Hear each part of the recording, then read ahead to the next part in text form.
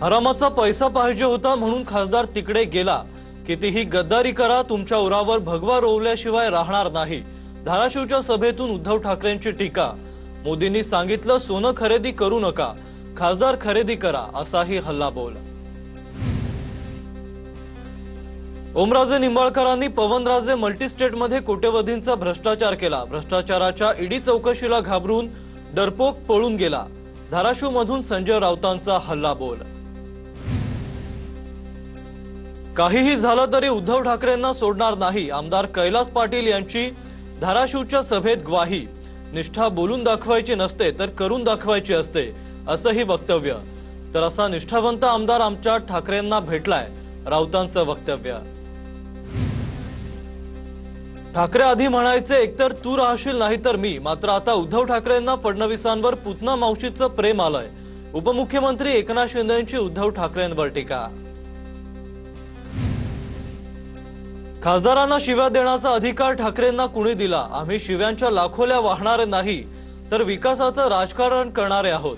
तोंडानं सगळ्यांना बोलता येतं, तुम्ही मैदानात या, श्रीकांत शिंदेंचं उद्धव ठाकरेंना आव्हान। तुम्हाला रामाच्या नावानं लुटालूट करण्याचं दुकान उघडायचं होतं। राम मंदिर लुटणारी बाबर जनता पार्टी आली आहे। हिंदुत्वाशी गद्दारी करून बाबरची औलाद राम मंदिर लुटत आहे। उद्धव ठाकरेंची भाजपवर टीका। फुटीर खासदार ओमराजे निंबाळकरांचे काका केशव पाटलांची उद्धव ठाकरेंनी भेट घेतलीये। ओमराजे निंबाळकरांनी शिंदेंच्या सेनेत प्रवेश केल्यानं त्यांचे काका केशव पाटील त्यांनी उद्धव ठाकरेंना पाठिंबा दिलाय।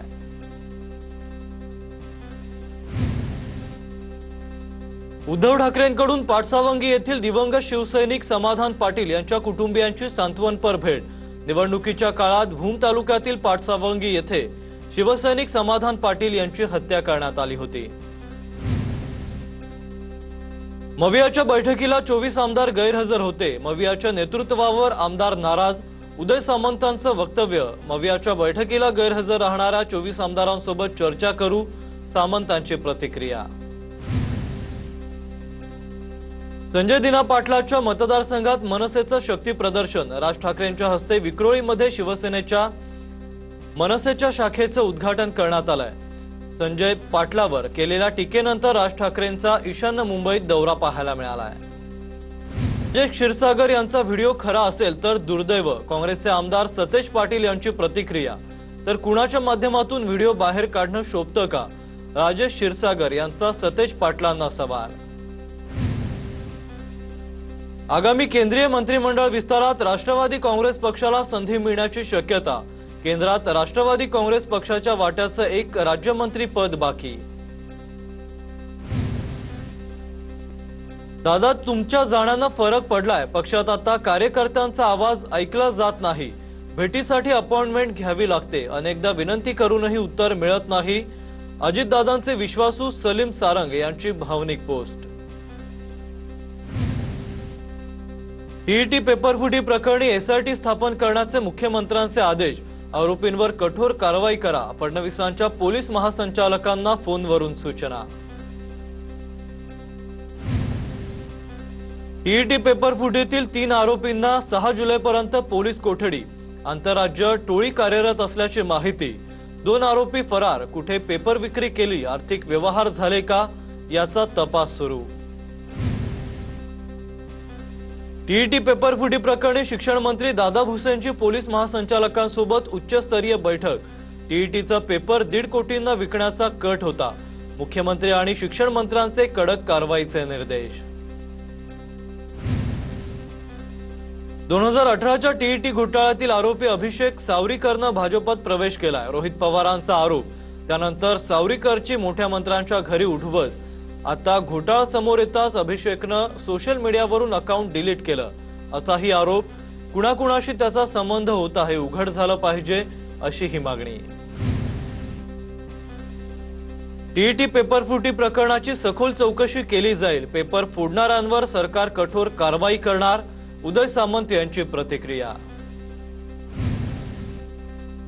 सांगली जिल्हा बँकेला आरबीआयकडून कारणे दाखवा नोटीस। भाजपा आमदार गोपीचंद पडळकरांची माहिती।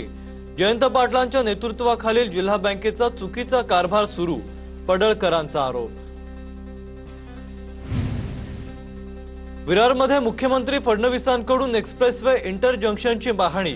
शिरसाड फाटा विरार येथे मुंबई वडोदरा एक्सप्रेसवेच्या इंटर जंक्शनची फडणवीसांनी पाहणी केली आहे। उत्तन विरार सीलिंग प्रकल्पाबाबत अधिकाऱ्यांशी चर्चाही केली आहे। नवी मुंबई आंतरराष्ट्रीय विमानतळाला लोकनेते दिबा पाटील यांचं नाव देण्याच्या मागणीसाठी 6 जुलैला विधान भवनावर मोर्चा निघणार। खासदार बाळामामा म्हात्रेंच्या नेतृत्वात हा मोर्चा निघणार आहे। पनवेल ते विधान भवन पर्यंत हा मोर्चा निघेल।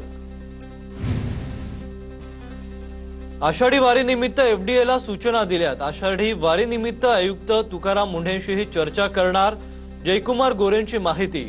लोकांना चांगलं आणि स्वच्छ अन्न पुरवण्याच्या सूचना दिल्याचंही वक्तव्य।